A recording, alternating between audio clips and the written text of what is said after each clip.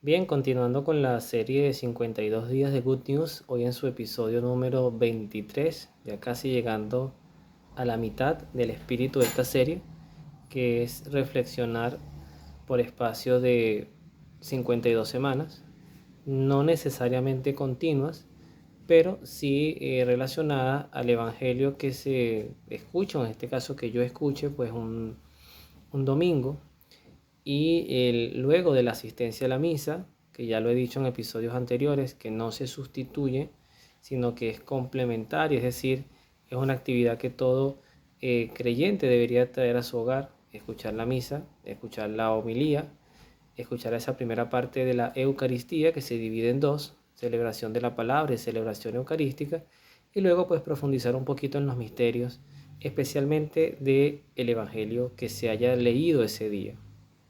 En esta oportunidad, la reflexión viene enmarcada en el Evangelio de San Marcos del día 25 de febrero del año 2024, tiempo de Cuaresma para este año en particular, y la invitación es a recordar un hecho histórico, no metafórico, no es una parábola, sino que es un hecho real que recoge un evento extraordinario en Jesús.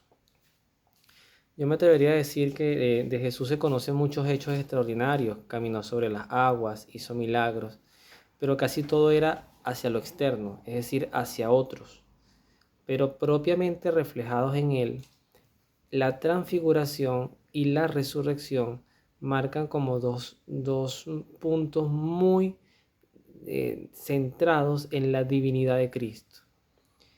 La transfiguración es un hecho asombroso que además tuvo tres testigos, que no son poca cosa. Estamos hablando de Pedro, estamos hablando de Juan y estamos hablando de Santiago. Tres personas que luego tendrían una misión muy importante, una figura muy importante en esos primeros inicios de nuestra fe, de nuestra iglesia. ¿Qué llama la atención de la transfiguración? Primero es como el espacio místico que todo cristiano debería aspirar tener.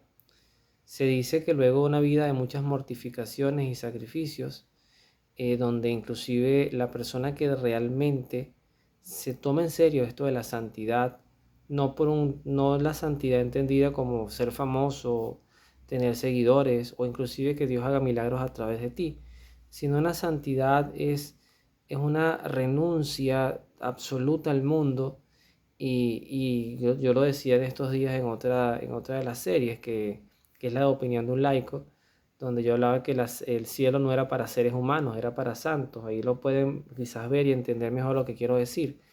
Pero el punto es que así como este gusanito que luego se transforma en mariposa, pues nosotros, la humanidad, sería eso, como ser sencillamente seres mortales, corruptos, que además finitos, mientras que el poder aspirar a esa meta, ¿no? Y a esa transformación, esa conversión, es lo que nos va a permitir tener espacios como este espacio místico.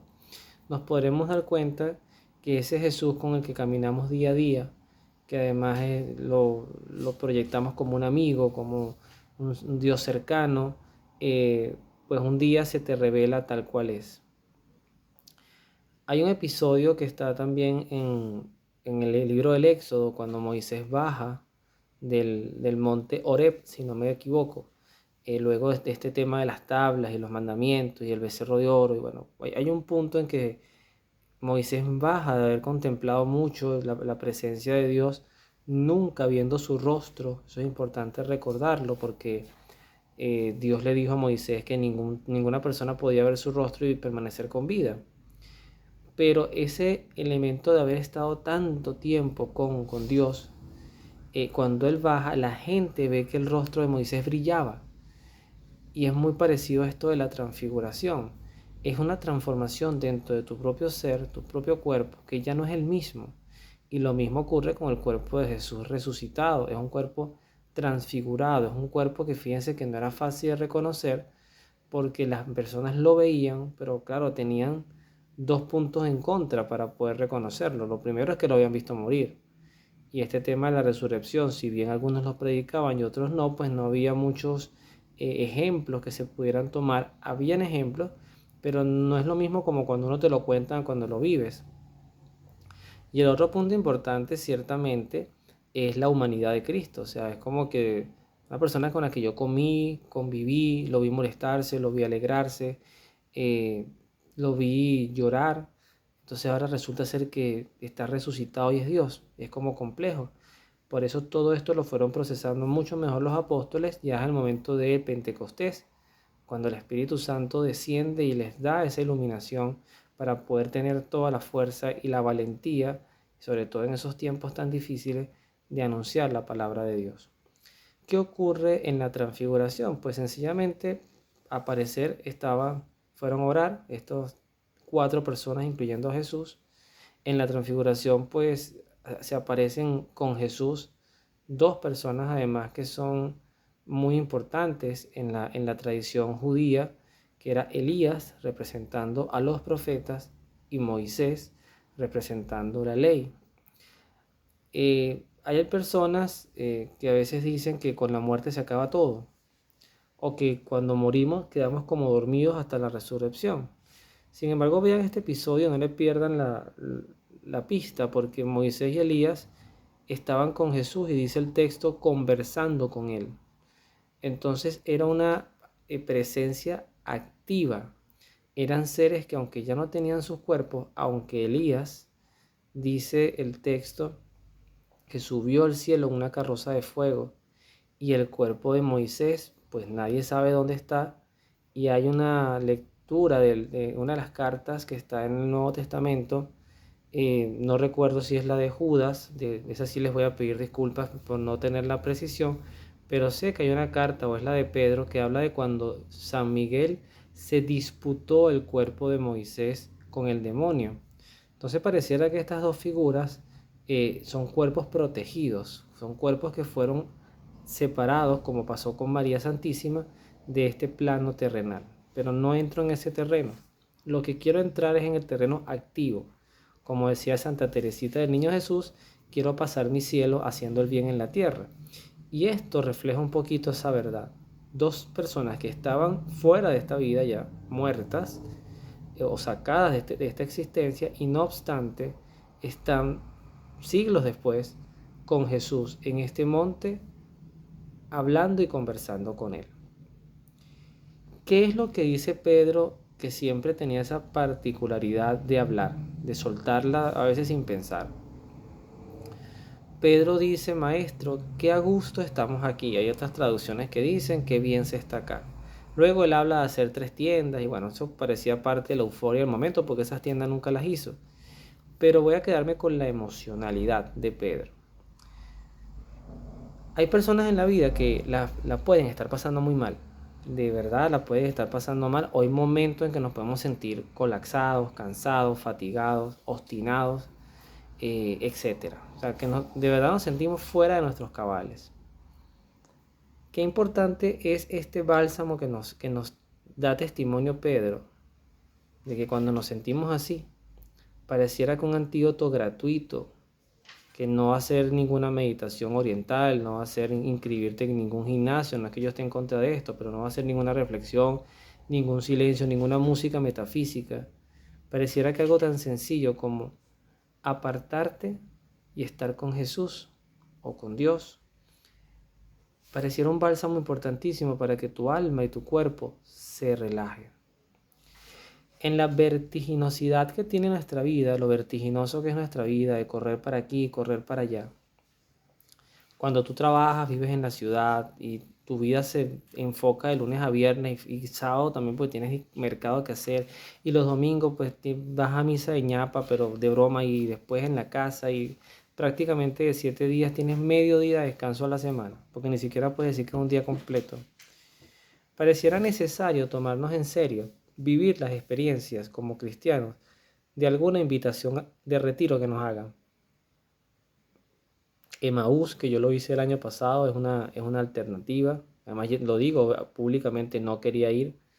Y bueno, los caminos conspiraron a mi favor y lo agradezco mucho. Obviamente quienes no han hecho Emaús, pues sabemos los que sí lo hemos hecho, que lo que ahí se dice, ahí se queda. Uno no debe hablar de lo que para que otras personas lo puedan vivir, pero Emaús es una experiencia interesante de desconectarte, de ir a esa montaña con Jesús y desconectarte, pero también puede ser cualquier otro tipo de retiro, un retiro de cristiandad, puede ser un retiro de tu misma parroquia, momentos en los que tú digas, ¿sabes qué? Me voy a desconectar. Me voy a desconectar y necesito estar con Dios para sentir ese a gusto que sintió Pedro. Tenemos que regalarnos eso, porque nosotros que a veces tratamos de planificarlo todo y somos honestos, somos a veces demasiado mezquinos con nosotros mismos. Siempre hay dinero para el disfrute, nos podemos sacar $100 debajo la manga en una sentada en un restaurante, nos podemos, por un tema médico de tercero, yo a veces digo que quienes más disfrutan nuestra vejez son los médicos, porque son los que siempre estamos ahí gastándoles toda la plata para mantenernos con vida unos cuantos años más. Y muchas personas, y eso lo voy a hablar en otro podcast, pero de opinión de un laico, es cuestión de tenerlo presente, muchas personas no se preparan para su vejez.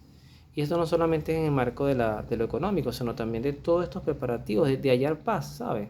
De que tú en un momento digas, Señor, de verdad necesito estar contigo y tener paz. La paz no te la va a dar las apuestas, el dinero, el placer corporal, porque además, en la medida que tu vida avanza, ya estos placeres se hacen más cuesta arriba.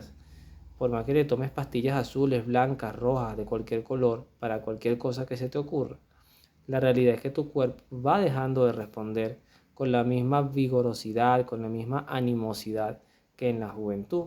Entonces, si tú aprendes a vivir tu vida con tus etapas, vas a poder entender que lo único que da paz, y por eso ojalá Dios nos dé vida para entender esto con prontitud, lo único que nos da realmente paz es estar con Él. Fíjense que Jesús, estando allí y en ese silencio místico, que es lo que decía después de la noche oscura del alma, cuando ya la gente pasa todas las tentaciones, cuando pareciera que soltaran al demonio y dices, dale con todo hasta donde aguante, pero cuando aguantas, pasas a este nivel místico. Y en ese nivel místico no debemos olvidar la voz del Padre que dice en esta transfiguración, y es la segunda vez que lo decía, la primera vez se manifiesta en el bautismo, ahora a las puertas de la crucifixión, dice, este es mi Hijo amado, escúchenlo. Y eso no solamente se lo dice a Pedro, a Santiago y a Juan, eso nos lo dice a todos los seres humanos del mundo. Escuchar a Jesús es salvarse, creerle además, practicar su fe, adherirse a la iglesia, vivir la vida sacramental, contemplativa, con respeto, hacerse amigo de las oraciones. Hay cosas que hay que empezar a tomarse en serio porque, mire, hoy uno se acuesta y mañana no sabe. Hoy uno se acuesta y mañana no sabe qué sorpresa te va a dar la vida, alguien, qué acontecimientos te van a cambiar tu perspectiva de vida. Pero Dios es el mismo ayer, hoy y siempre. Y ese Dios va a estar ahí con nosotros. Y fíjense que sale Jesús de allí, me recuerda mucho la experiencia de Maús, porque Jesús les dice, no les digan a nadie lo que han visto, hasta que el Hijo del Hombre resucite de entre los muertos. Ellos quizás tampoco entendieron un carrizo lo que les estaba diciendo allí, pero venían eufóricos, venían elevados. Esa euforia se te va a quitar. Yo voy a cumplir, yo creo que ya tengo ya 7 meses de que en el momento que hago esta grabación, hice Emaús. Y la euforia te baja, pero la fe no.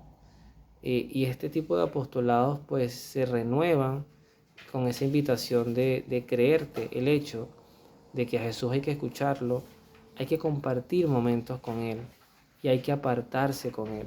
No lleves a Jesús a tu ruido, no lo lleves a tu vida vertiginosa, al contrario, haz una pausa, retírate y está con Él. Porque miren, el trabajo no es tu familia. El dinero no va a ser mucho por ti más de lo que tú hagas por él. El dinero que va a estar en tu vida es el que tú mismo hayas trabajado o bueno, por la gracia de Dios, que si tienes algún benefactor que te pueda ayudar, pero no todo el mundo cuenta con eso. Pero Dios, seas pobre, seas rico, seas pecador, seas blanco, seas negro, seas lo que seas, Dios es incondicional en el amor con nosotros. Así que bueno, mucho ánimo, porque efectivamente, qué gusto es estar con Jesús. Que Dios los bendiga, nos vemos en la oración.